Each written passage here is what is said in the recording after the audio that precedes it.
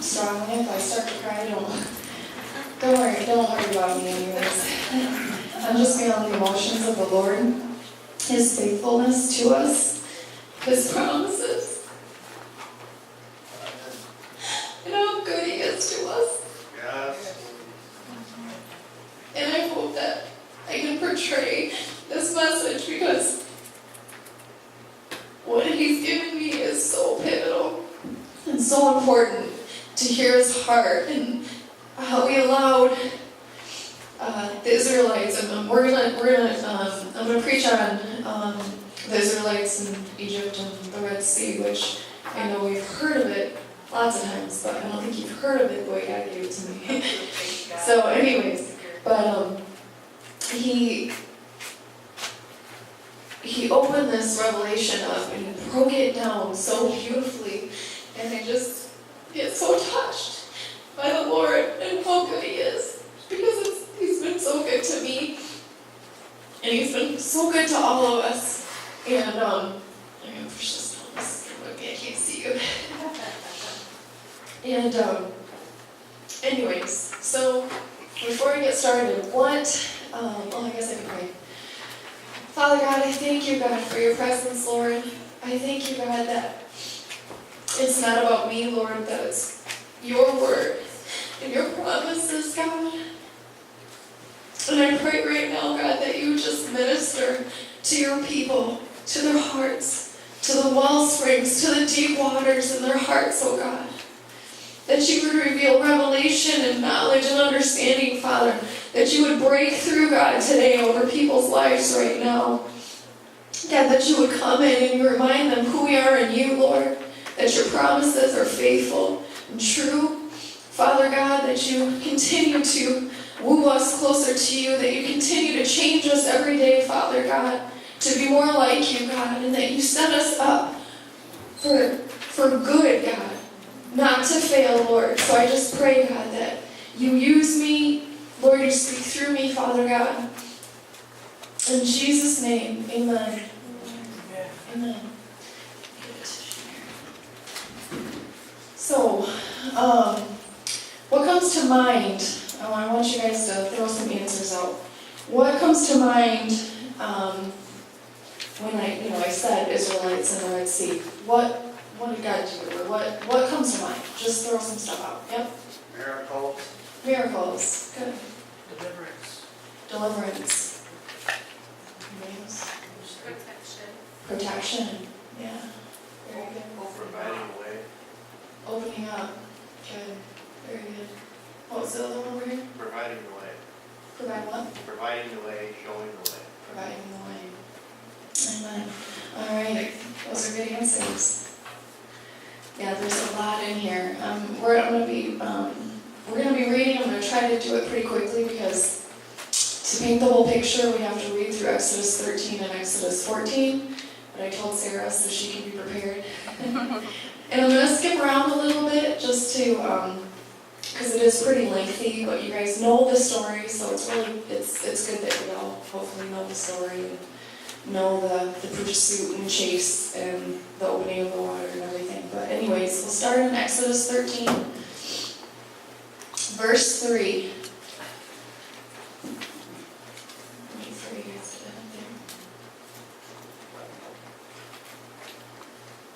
Alright. And Moses said unto the people, remember this day in which ye came out from Egypt, out of the house of bondage. For by strength of hand the Lord brought you out from this place. There shall no leavened bread be eaten. So I want you guys, when I start to read this and I start to lay it out, I want you guys to picture your lives as the Israelites, or picture yourself, there to help you see where our life can be at with the Israelites. Does that make sense? So just taking that scripture, remember where you came out from Egypt, out of the house of bondage. See, we have to come out from Egypt, from out of the house of bondage, to be born again, right? So we have that born again experience. So we're coming out, but we have to have in Egypt to come out of, right? So we're not perfect, we haven't arrived, we've gone through things, we've gone through hell and back. But we have to come out. There's a coming out of Egypt. There's a coming out in our lives that has to take place. This is a perfect example to us that God is showing us. You were in Egypt, in slavery, in bondage. You know, think of all the things that you went through in your life. There's a lot that's involved. And then Jesus, you found Jesus, right? And you answered the call, the calling that you heard to come out. See, there's faith that's involved. There's faith, there's that substance that you have to just trust that God is leading you out of Egypt, right? And come into that personal relationship with the Lord. Verse 5, we're going to skip down. Which he swore unto the fathers to give thee a land flowing with milk and honey, that then shall keep the service in the month. So here it is. So he brings you out of Egypt, and he has this big promise for you, right? He has this promise to give you a better life, a life of fullness and hope and no longer being this way and changing. So he's wooing you. He's telling you this promise that is right here, that if you just answer the call to come out, you'll have a promise. Okay? And so this is what, happened with, the Israelites and Moses, he told them, okay, let's go, and they went. And then he told them this. It says in verse 6, 7 days thou shalt eat unleavened bread, and then the seventh day shall be a feast to the Lord. Verse 7, unleavened bread shall be eaten 7 days, and there shall no leavened bread be seen with neither. Shall there be leaven seen with these in all of thy quarters. So, as they came out, he has the promise. So, you have to have the promise. You have to have that little, carrot dangling, to come out. You have to have that promise to chase after. And so he brings us out. And then he says, remember this. This is what you have to remember. That there's no leavened bread. That you can't have it. And we have to actually go through this, 7 days, and the unleavened bread is the sin in our life that we have to begin to purify. He's like, yeah, I took you out of Egypt, but it doesn't stop there to get my promises. So you have to look at the leavened bread that's in your heart and start working through these things. The unleavened. And he says, the unleavened bread shall not be in thy quarters. Meaning, quarters, and all these are Hebrews when I give definitions here. Quarters, border, territory, boundary. He doesn't want any of this stuff in our lives, in our boundaries of where we're at, where we're living, what we're doing. He wants us to examine. And that shall show in verse 8, and thou shalt show thy son in that day.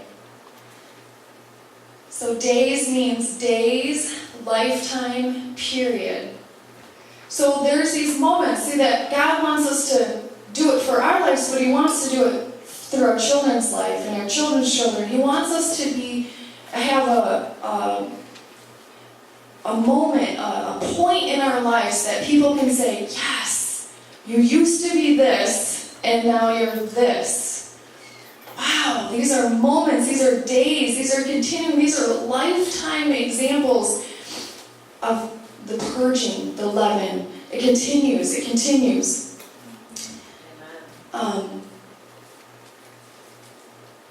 So it says in that day, saying, this is done because of that.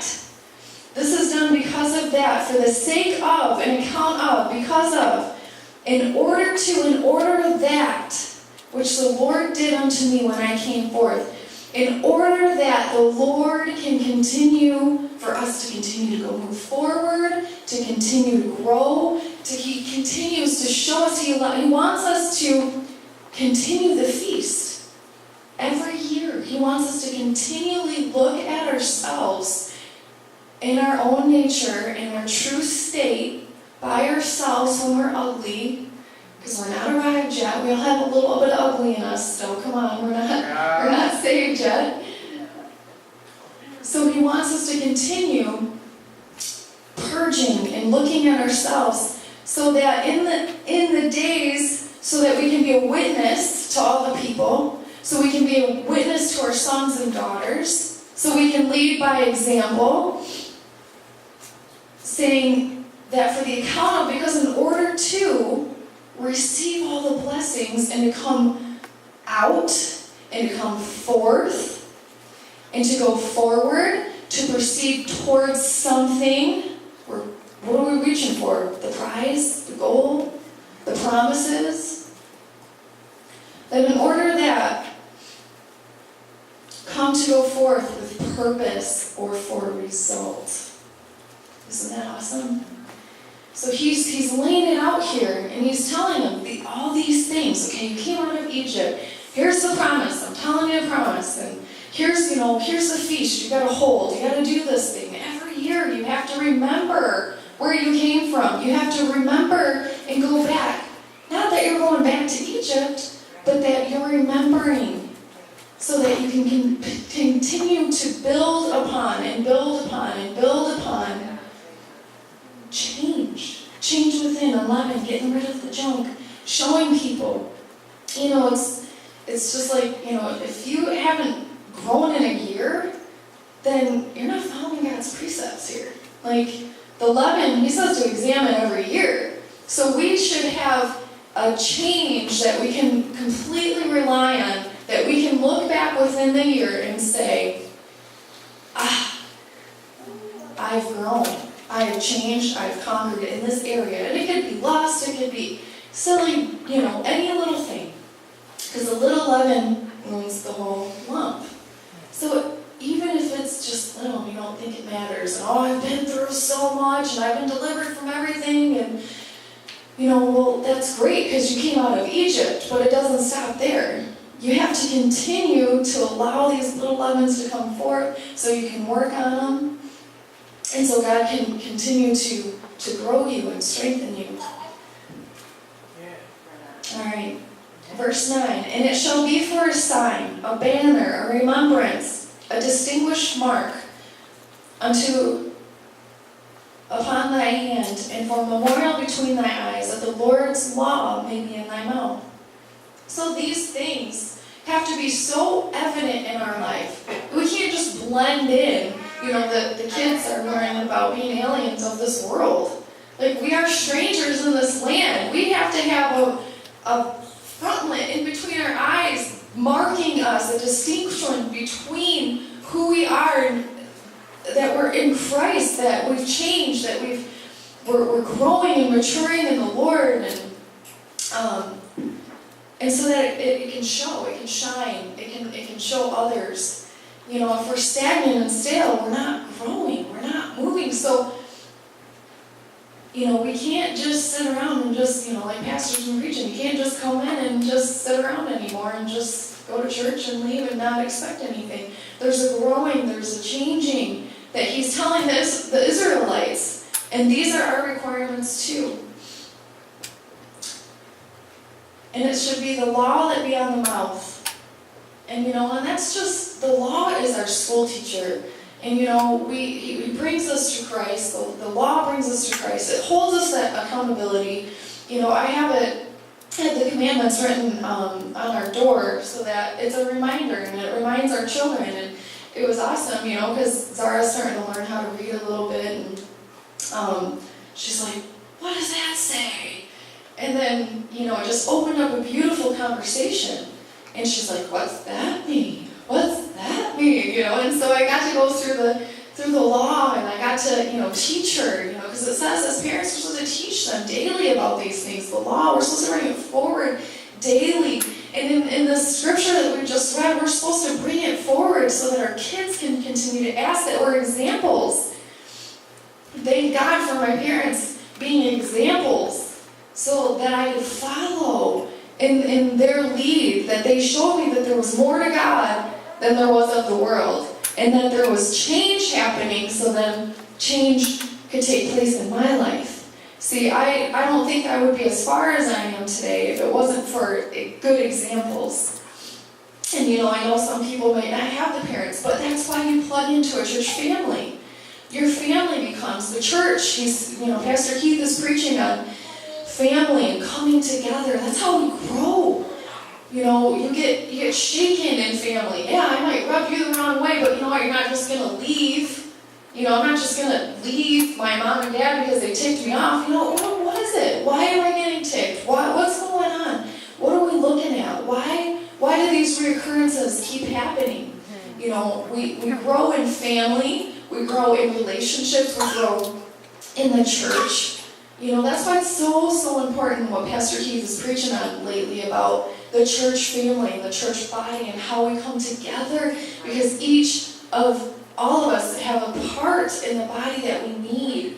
You know what? You might need me to rub you the wrong way, so you can go crying at home and asking God what it is, and then God can actually be like, I'm getting to the leaven. I'm getting to the leaven. I'm using that person to get to the leaven. You know what I mean? We need that. We need that continually to grow, to mature. All right. So the law is a school teacher, and it's so important to know those and to talk about those, and just as a remembrance, to you. It just keeps you in check, and it was just nice. Zara did something, and I'm like, that's stealing. Remember this one? Let's go to the door. And I walked over there, and I was like, it's this one right here. She's like, oh, okay. She was just like, but I don't want to do that. And I'm like, no, you don't. But we have to remember. We have to remember that check. We have to remember that. All right. Galatians. I already added that. So no, just go to verse 10. Are you there? Okay. Thou shalt therefore keep this ordinance in his season from year to year. And I already said that, but this ordinance from year to year is the leaven that he was talking about. So before that, we were talking about the leaven. And he says to keep it from year to year. Every year, we must keep these ordinances to purge ourselves, to continue to allow ourselves to grow, to allow our relationships to grow, to strengthen, to edify each other, to work on the junk that's in us that's being revealed from relationships. Because we can run, that's easy. But guess what? God is going to allow the same things to happen until you get it. So many people say, oh, the enemy is just attacking me all the time. And I'm like thinking to myself, I just read, he hardened Pharaoh's heart. He told him to go. We give credit to the enemy where credit isn't even due. It's God that's allowing the stuff so that you guys can all wake up, so that I can wake up in relationships to be better Christian, to be, to love more, to, God allows these things to take place in our life, to shake us up and wake us up, because he wants to continue to expose the leaven in our hearts, in our lives. And verse 11, and it shall be when the Lord shall bring thee into the land. Again, okay, so here, we brought out of Egypt. He's telling us the promises. He was telling them, do the feast. And then he makes a promise to us, even for our children, which is beautiful, because he says, and let me go back here, hold on.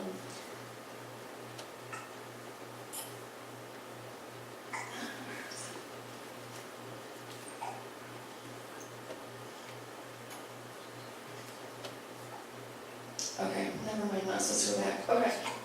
What was I saying? Children. So he made the promises. He gave us promises. Because he has to constantly remind us of these promises. Because we get so distracted in life Like, we get just going on and doing our own thing, and, and then, something happens, and then he has to remind us, but this. All right, verse 14. And it shall be when the son asks thee in time to come, saying, what is this? Just like Sarah was doing. Children are going to ask, what are you doing with your life that is teaching your children on a daily basis? Because it's our responsibility. And they're going to ask, there's going to come a day. And there's been lots of days where I look at them and I'm like, man, I remember when I was younger and I'd be like, they're going to church again. This is just pointless. This is stupid. Why don't they just get a divorce? They fight all the dang time. I'm tired of it. That was my world, but they never stopped. They never stopped. That's the key. They never stopped. Even though it looked like hell, and it still does sometimes, right? Because we're all human. But they didn't give up. They didn't stop. They still continued to show Amen. God's faithfulness. And then I can say, what is this? This is beautiful. They're so married. And they shouldn't have been. They're still serving the Lord.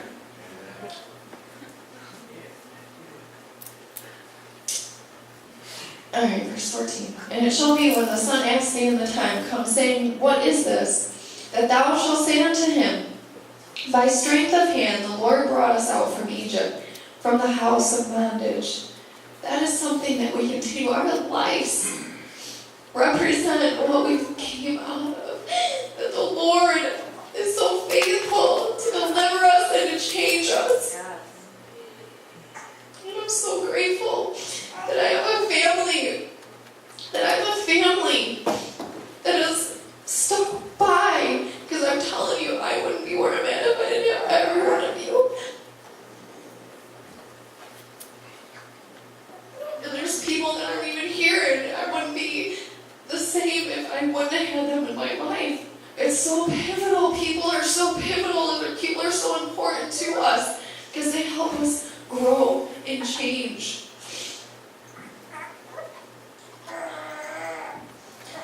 Alright, let's skip down to, and then, verse 14 is a reminder who we are in Christ. He's brought us out of a lot. We have to be constantly reminded where we came from, what we've been delivered from. Verse 18.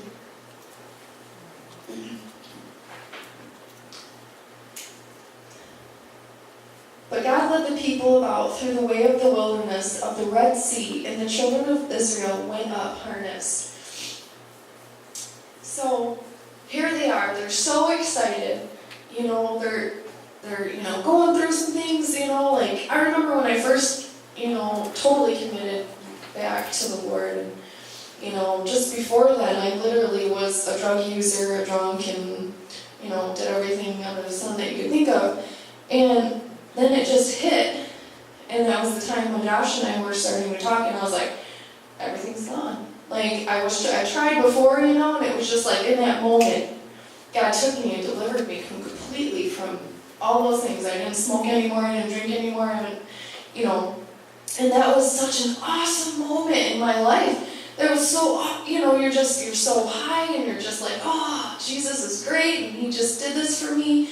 And so, we all feel that way when we come out of Egypt. We all feel that way, and we're just like on this high. And the Israelites, they just came out, and they're so pumped up, they're so excited.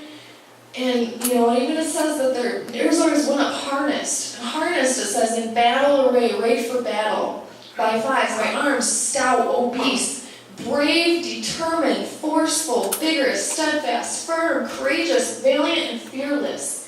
So they literally were like, yeah, we just, defeated war in our own life, right? So we can get that way in our lives. We can be so fearless and then we're walking through the wilderness, right? Because now they're in through the wilderness. Now they've been making, they've been going and they've been moving forward and, they're walking through the wilderness. And they're in the wilderness, people. They're out of Egypt, but they're in the wilderness. and life hits. And God's faithfulness, she's showing them the clouds by night, or clouds by day, and the fire by night. And they're walking, and they're walking. And it's in, and that's where we just have to, we have to look. We're still in the wilderness. When we're walking in the wilderness, are we going backwards? Are we examining our hearts? Or are we in sin? How is our relationships? We're checking. We need our family. What's going on? Are we being used in the church? Just like what Pastor's talking about. It's not just his church. We're the church. We have to step up. We've had lots of changes in our services because God's making way for us to be used. Amen. Because it's all about us being used, not about the pastor. Those are things that we can just check. And so then we come in, and I believe we're in now chapter 14. And we're going to go to verse 3. And so life is good, right? And then he brings us this warning. All right, he brings the Israelites this warning in verse 3. It says, For Pharaoh will say of the children of Israel, they are entangled, perplexed, confused. In confusion in the land, the wilderness has shut. To close up, to be shut, to deliver up, imprison, give over, enclose, stop.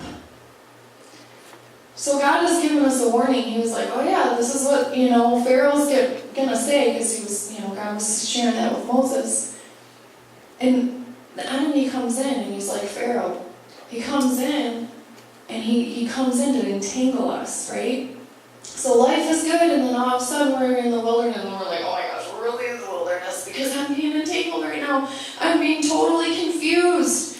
I'm going through stuff, and I can't even handle it right now. Right. And then, you know what, he snares you, and he confuses you, and then what is confusion? It stops you.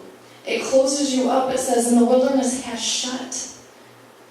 So he literally, the enemy's job is to come in and just stop you, okay? He comes in to bring confusion, and then we get stuck, and we just get stuck, and we don't continue to move forward. See, in the wilderness, we still have to keep moving. In the wilderness, we have to keep purging. In the wilderness, we have to keep growing. We have to learn from each other and continue to move forward. We have to continue to move. And then the enemy comes in, he just gets you stuck. And I've been there, trust me. But now I've learned to overcome because I remember my promises. My promises, what the Lord has promised me. So we can't get entangled. Sometimes we get so stuck, oh my goodness. We're down for 3 months. I remember Judy just was saying this the other day. She's like, I don't know if it was when we were talking, but she's like, man, I remember it used to be 3 months, and I would just be devastated for 3 months, or I'd be stuck for 3 months. And she's like, now it's just, a couple, it used to be then, it used to be a couple weeks, and then now it's just a couple days, and now it's just a couple hours, and I might just have to vent and pray and get over it. But that just shows you the signs of maturity. That just shows you our growth, that the enemy's going to come, just like Pharaoh. Pharaoh said, God allowed it. Pharaoh's coming. What are you going to do? What's coming out of you? What are you going to do? Are you going to stay stuck in the confusion? And that's when we're confused. That is a key. When we're confused, or we're stuck, or we're complacent, that's a key to cry out for God. Come on, help me, oh my gosh. Excuse me. Verse 4. And I will harden Pharaoh's heart, that he shall follow after them, and will be honored upon Pharaoh and upon all his hosts, that the Egyptians may know that I am the Lord, and they did so. See, and like I said earlier, God's in control of the enemy.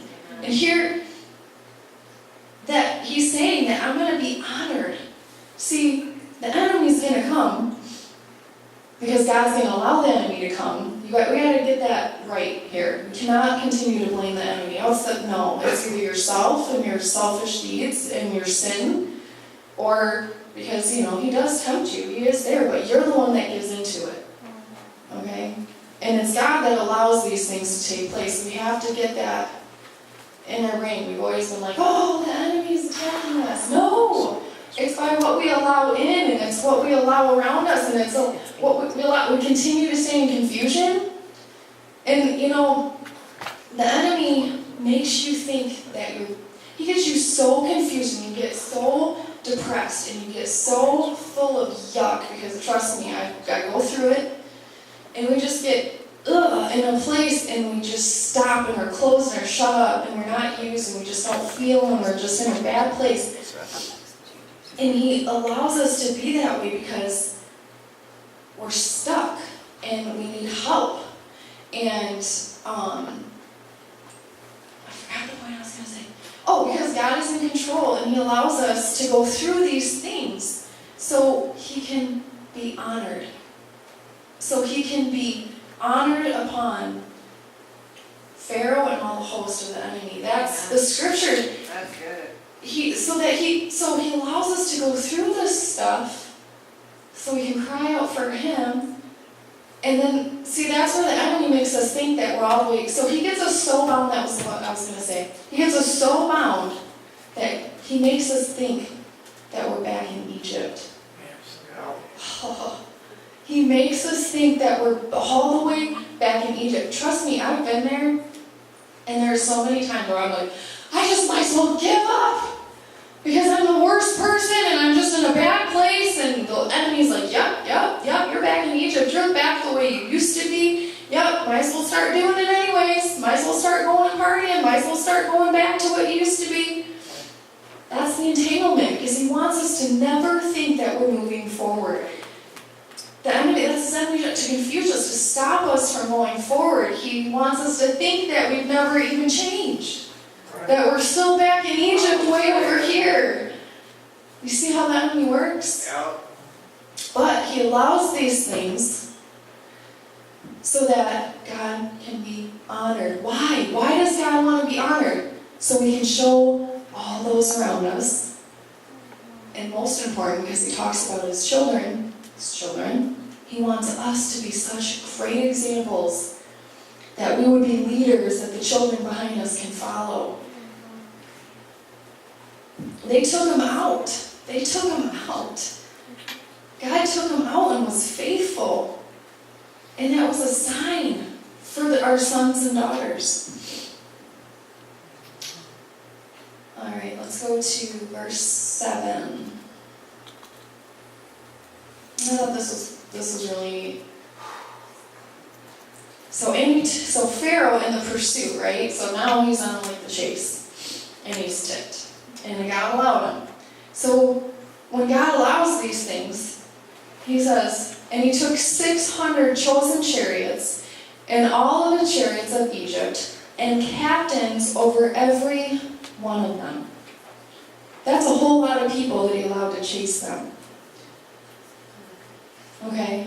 So, if you look at it in our perspective of our life, when Pharaoh, or when the enemy comes in and is getting you all bound and confused, and you agree to it, guess what? More is coming. Yeah. More is coming. There's more chariots coming and more captains, which I didn't have enough time to break that down, but anyways, it's talking third round region.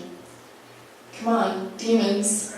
There's going to be more coming at us. More coming at us. More. He's sending more.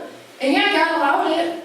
And then he's like, yep, guess what? She gave into it. He gave into it. She's stuck. And guess what's coming? I'm coming even harder now. Because I'm trying to take them down. Yeah.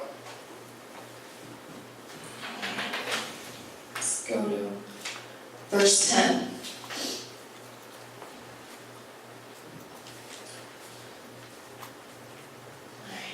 And when Pharaoh drew nigh, the children of Israel lifted up their eyes, and behold, the Egyptians marched them, and they were sore.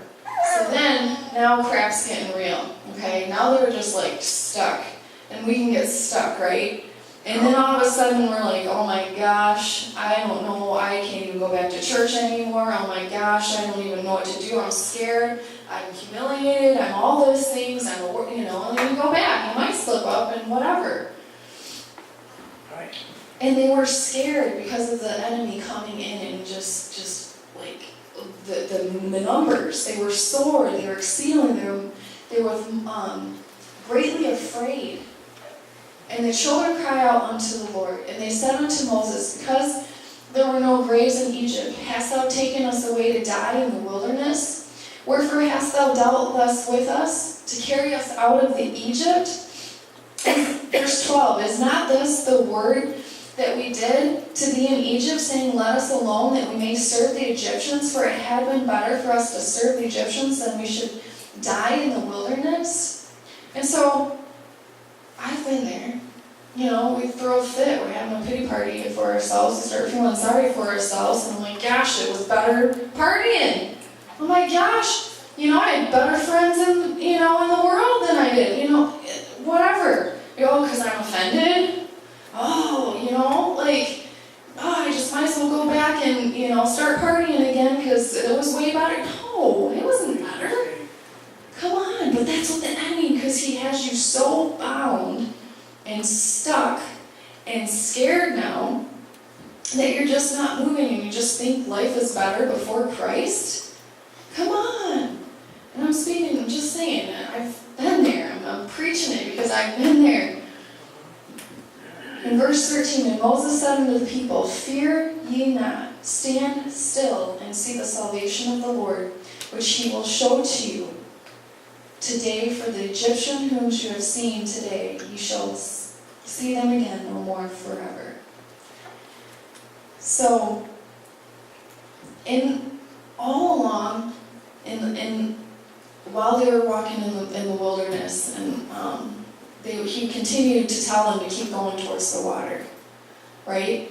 So, and this is key.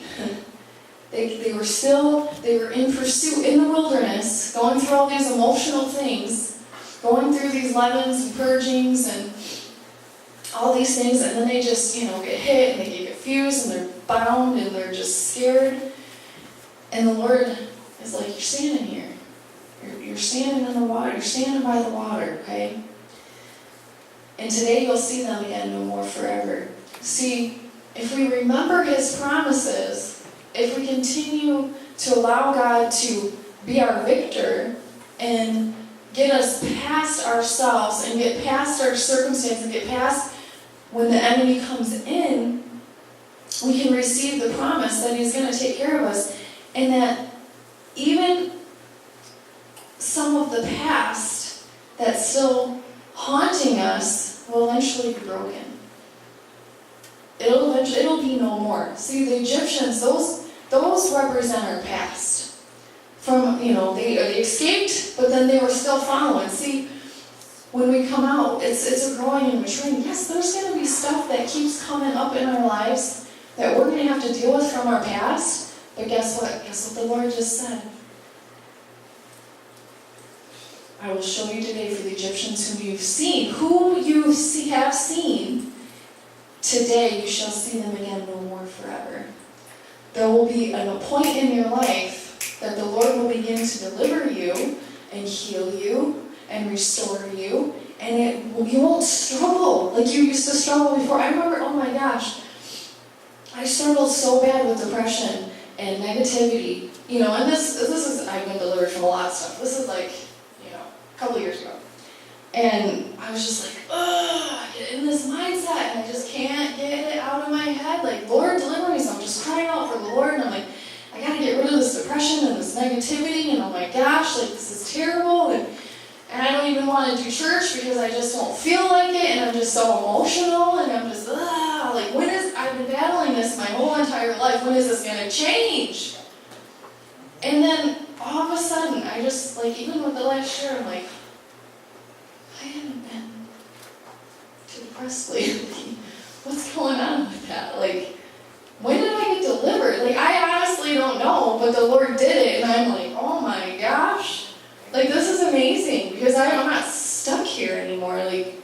matured, I've grown, and I kept asking the Lord, I've asked the Lord my whole entire life, but then in that moment, He delivered me, and now it's no more. You know, the things that I used to struggle with, you know, addiction, and that was gone in a moment, no more.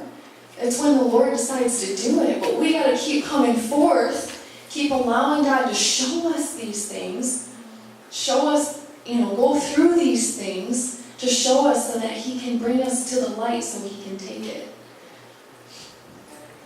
And so that we don't have to be no longer messed with the past anymore. Verse 14. The Lord shall fight for you, and you shall hold your peace. He takes care of the past completely, and will continue to regain peace in our lives. The more struggles, the more anxiety, the more stuff, it just shows us that there's still stuff in there that we need to trust God with. If we don't have a peace, if we don't hold our peace, then you're not allowing God to fight for you. Ouch. It's true. If we struggle, honestly, with peace, that scripture isn't alive to you yet. The Lord shall fight for you, and you shall hold your peace. Well, then let's get there.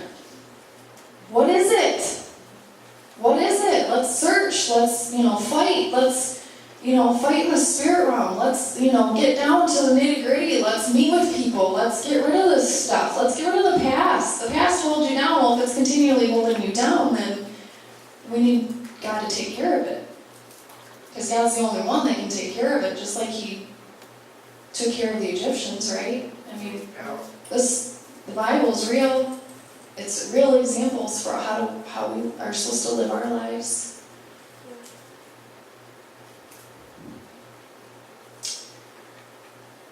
Verse 16.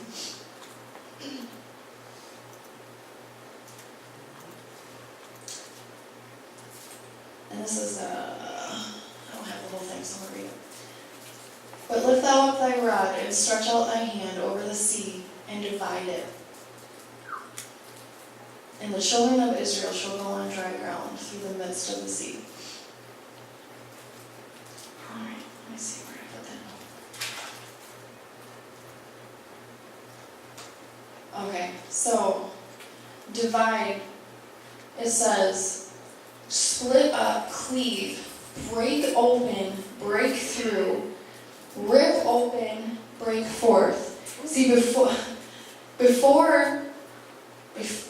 they actually crossed through the Red Sea, the waters had to be divided. The water has to come in and mess us up. It has, with force, God has to come in with force and divide our heart and rip it open and lay it bare as the Red Sea on dry ground. He has to come in and open up, rip open, break forth. In church we say breaker anointing, sometimes there's breaker anointing and breakthrough. Yes, that's why we come to church, because we need Him to break through and open our hearts and go in so deep. Because, go to Proverbs 25 real quick. Proverbs 25. This is so good. So He comes in and He divides and He breaks up. Proverbs 20, verse 5. Proverbs 25, verse 20. Did I say it backwards? Proverbs 20, verse 5. Did I say it wrong? Sorry, we got you. The purposes, and I got the international version just because I thought it was neat how it was. But the purpose of a person's heart are deep waters. But one who has insight and understanding will draw it out. Wow. I was just mind blown, right there. When I was reading that, I'm like, oh my gosh. And here He takes us, and He takes us and He gets us into a point of our life, and when we actually surrender, that's when He can just divide the water in our heart. And then we go in and we're like, okay, God, you got to reveal it. I want the insight, God. I want to get free. I want this junk. I want to be in better relationships. I want to be a better wife, a better mother, a better friend, a better churchgoer. And he comes in and he divides it.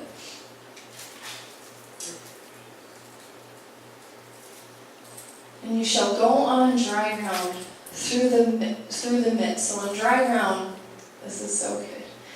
God, you're amazing. Okay, so dry ground, it says to make dry, withered, be dry, become dry, dried up, ashamed, confused, or disappointed as failing to dry up, wither away. God had to divide and come in and put it on dry ground, okay? Our lives have to be dry in that moment, or else we won't need water. We won't need Him to come in and be our Savior. We have to get to the point where we're like, I'm so dry, and I need you, God, and I need you to come through, because I'm sick and tired of being sick and tired. You have to get to that point of where you're so desperate and you are so dry and you're sick of feeling ashamed, you're sick of being confused, you're sick of being in fear, you're sick of the disappointments, you're sick of depression, you're sick of whatever it may be. You're so dry. And God can come in and save you. God can come in and deliver you. God can come in. And it says, and through the midst, in the middle, He comes through, in between. Verse 15, back to Exodus. Oh, wait. Verse 15. And the Lord said unto Moses, wherefore criest thou unto me? Criest out, speak unto the children of Israel that they go forward. On dry ground, in the midst, ashamed, confused, go forward. The Lord, He's like, Moses, tell them it's time to go forward. It's time to move on. Yes, you're dry, but cry out to me, because I'm telling you, you can get strength from me to go forward. Amen. Amen. So we have to, here again, we have to have the faith. Just like when you have to have the faith when you moved out of Egypt. You have to have the faith, oh yeah, I remember the promises. Oh yeah, we're working through the leaven. Oh yeah, okay, yeah, we hit a bump in the road and we're stuck and paralyzed and we cry out to the Lord. And He comes in and He divides our heart. And then He comes in and He's like, yeah, cry out to me. So that I may come, so that you may go forward. Remembering His promises and His faith to us.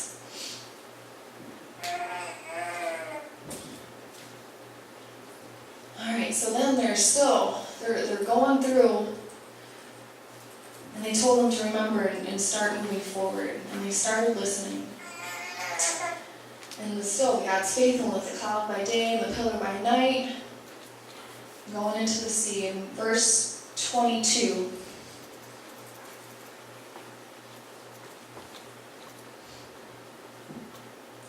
and the children of Israel went into the midst of the sea, upon the dry ground, and the waters were a wall.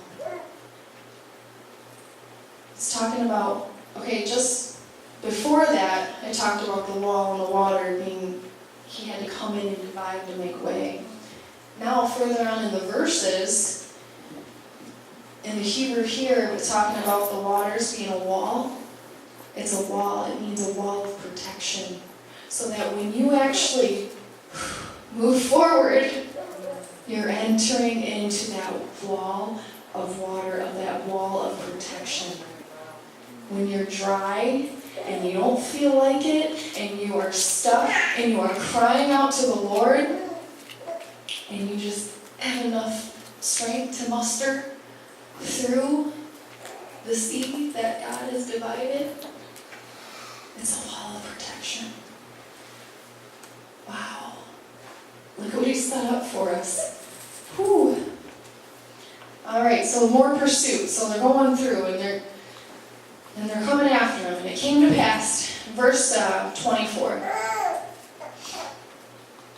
I have a few more scriptures and then I'm done. Verse 24. And it came to pass that in the morning watch the Lord looked unto the host of the Egyptians through the pillar of fire and of the cloud, and troubled the host of the Egyptians. 25. And took off their chariot wheels, that they drove them heavily, so that the Egyptians said, Let us flee from the face of Israel, for the Lord fighteth for them against the Egyptians. That wall of protection. When we actually come to that place, when we go through that dry land, when we actually allow ourselves to be just so undone and trusting the Lord and His promises and that His faithfulness is going to lead us through the hardest time. And we actually begin to walk, no matter how we feel, no matter how hard it is, because you got to remember, you're not in Egypt anymore. Don't allow the enemy to make you think that you're still stuck. You're moving forward. You're going through some of the wilderness. We're gonna continue to go through the wilderness. Amen. But if we allow ourselves, that's when He comes in. See, the enemy, the guy can't fight the enemy, even though he allowed the enemy to be there. He's waiting for you to let him fight, to agree with him, to allow you to get so sick of yourself. Is this making sense? Yeah, it's very much. So that that's just, wow, like, so heavily that the Egyptians said, let us flee from the face, like, they're gone. They were so confused, they started taking apart the chariots and didn't even know what to do with themselves. And here, they were on a mission that God allowed, and then they got so confused because God was waiting for our response. What are we doing with it?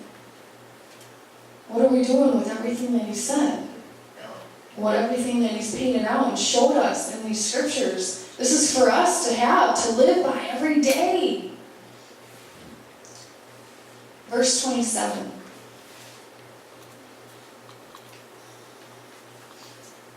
And the Lord overthrew. This is so good. Okay. Let me see. And the Lord overthrew. Shake out or off, show emptiness, through the idea of rustling of mane, which usually accompanies the lion's roar. Holy crap. Lion of Judah, right? He's like, Lion of Judah. Oh my gosh, I just got so excited when I read that, because I'm like, He's roaring over us, victory, an attacking the enemy. Man, there's more scriptures. If I had more, I was up till 2 in the morning. If I had more scriptures, I know there's a scripture about roaring over the waterfall. There's a roar over the waterfall. It's so significant. He comes in and He roars like a lion in our heart and divides. And then He protects us because we're walking through it with Him. And He's roaring like a lion over us for victory.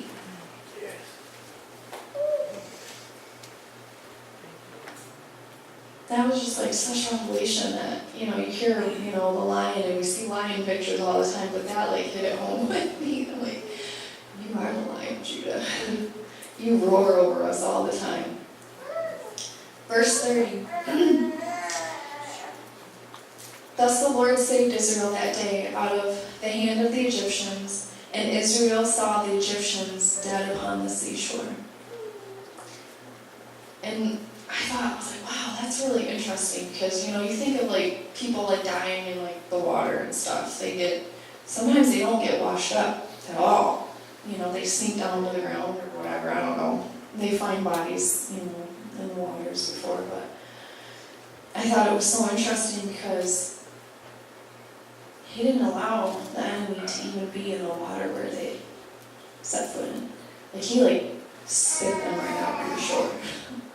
That's how serious He is against our enemies.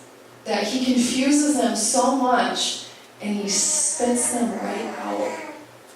When we come to that place, they're no more. Again, He proves Himself again, showing how faithful He is. And He said, I will show you that they will be no more. And then He showed him again in realness and seeing thousands of bodies spit out of the water. Because God He doesn't mess with that. He doesn't mix. He was pulling them out. The Lord's anointed walked through these waters, and I split the sea. But they're not going to sink down on the sand that they walked upon. I'm spitting them out. I'm spitting them out. They're not even worthy. The enemies are not even worthy to be in the ground that my people walked on. Wow.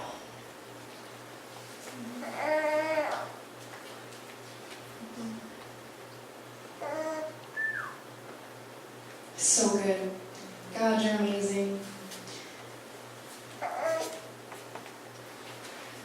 So, the faith to move, Egypt, promise, leaven, children's promise, double portion, promise, who we are in Christ, warning, more promises, wilderness, promise, faith to move, promise, war, and victory.